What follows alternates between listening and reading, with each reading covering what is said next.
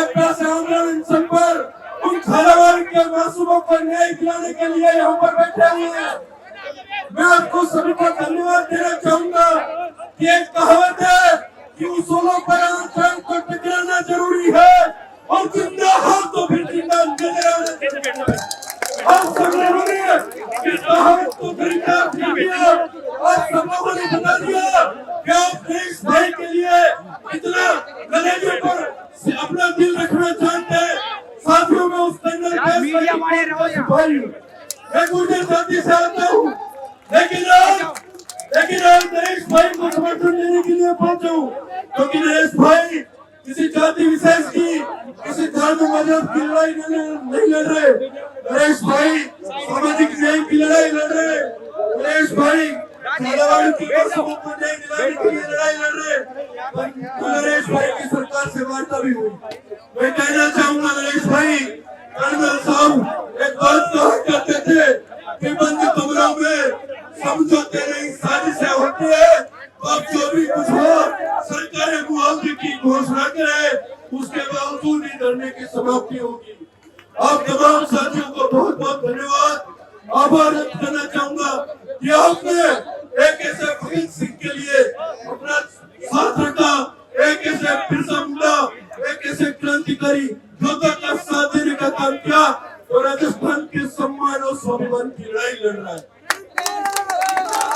मैं बात को पूर्ण करते हुए दो पंक्तियां कहना चाहूंगा। हजारों साल, अरे हजारों बरस नरगिस अपनी बेनूरी पर रोती है, बड़ी मुश्किल से होता है चमन में दीदावर पैदा, बड़ी मुश्किल से होता है चमन में दीदावर पैदा।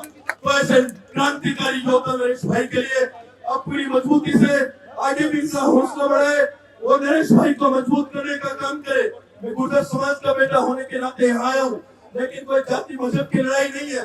लड़ाई उन 7 मासूमों के परिवारों की है जहाँ प्रदेश की सरकार रोटियां सेकने का काम कर रही है। आज सबको पता है कि यहाँ पे नेट भी बंद कर दिया गया, लेकिन मैं भजनलाल सरकार को कहना चाहूंगा, आप इंटरनेट का कनेक्शन तो काट दोगे, लेकिन जो नरेश मीणा का जोश और जज्बा है, इसका कनेक्शन लोगों के दिलों से नहीं काट पाओगे। अपनी वाणी को विराम देता हूँ। आप सबको अनुशासन के साथ आगे बढ़ना है, कोई भी अनहोनी नहीं करनी। जैसा भी नरेश भाई साहब का, जैसा भी आदरणीय गुड़ा साहब का आदेश हो, निर्देश हो, उन सब की पालना करनी है। साथियों, धरने कहीं लगे, 127 दिन हमने भी ऐसा ही भर्ती को लेकर आंदोलन किया, तो पीछे हटने की नहीं है जरूरत, डरने की जरूरत नहीं है। नरेश मीणा आज राजस्थान में क्रांति का पर्याय बन चुका है। नरेश मीणा संघर्ष की आवाज बन चुका है। नरेश मीणा कोई आम व्यक्ति नहीं है। मैं सरकारों को भी कहना चाहूंगा, भजनलाल जी कान खोलकर सुन ले, ये सीएमआर सेक्रेटरीट और विधानसभा दूर नहीं है। अगर हमने अपनी हमारी इतनी गाड़ियां रोकी, इतनी बसें रोकी, लेकिन अगर इस भीड़ को रोकने की कोशिश की, तो ध्यान रखना पहली पंक्ति में ये हमारी माताएं बहनें और बुजुर्ग नौजवान साथी अपना लहू का एक एक कतरा बहाने को तैयार है। सरकारें कान खोलकर सुन ले, सरकारें कान खोलकर सुन ले। नरेश मीणा किसान को मेरी कौम का बेटा है, गरीब और शोषित पीड़ित वंश की आवाज है। कोई नरेश मीणा दबने की ताकत का नाम नहीं है। इस नरेश मीणा को भजनलाल की सरकार जितना दबाएगी, जितना कुचलेगी, उतनी ही दुगनी ताकत के साथ नरेश मीणा सरकार के सामने लड़ाई लड़ने का काम करेगी।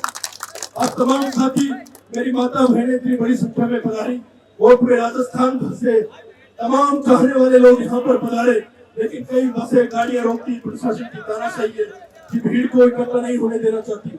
लेकिन मैं तो नरेश भाई साहब से कहना चाहूंगा, कल आपने वार्ता की और कहा कि अब हम वार्ता के लिए नहीं जाएंगे। बिल्कुल बंद कमरों में समझौते होते, सिर्फ जो भी होना चाहिए सिर्फ सरकारें घोषणा करें मुआवजे की, सरकारें वहां से मुआवजे की घोषणा करें। हम कोई भीख नहीं मांग रहे, हम न्याय की बात करने का काम कर रहे हैं। मैं कल भी कह के आ गया और आज भी कह रहा हूं, राजस्थान में जो हाईएस्ट मुआवजा दिया है, वो मुआवजा मुझे इन गरीब बच्चों के लिए चाहिए।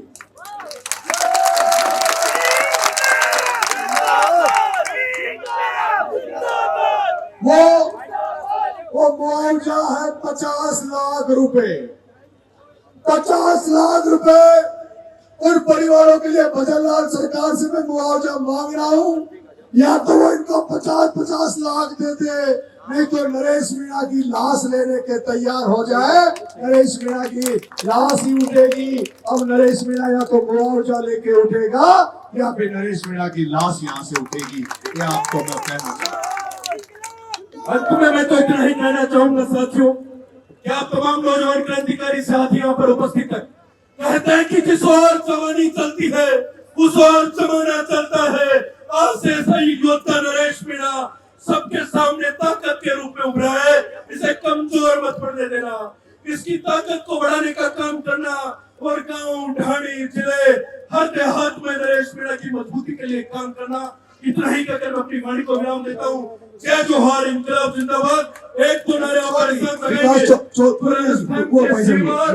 और दिल्ली से गुंजायमान हो नरेश मीणा। आवाज नहीं आई साथी, सो रहे कहीं, ऐसे सोने से काम नहीं चलेगा। जब इतनी एनर्जी 4 दिन भूखा प्यासा रहने के बावजूद नरेश मीणा में है, तो आप लोगों का खून खोलना चाहिए मेरे भाइयों।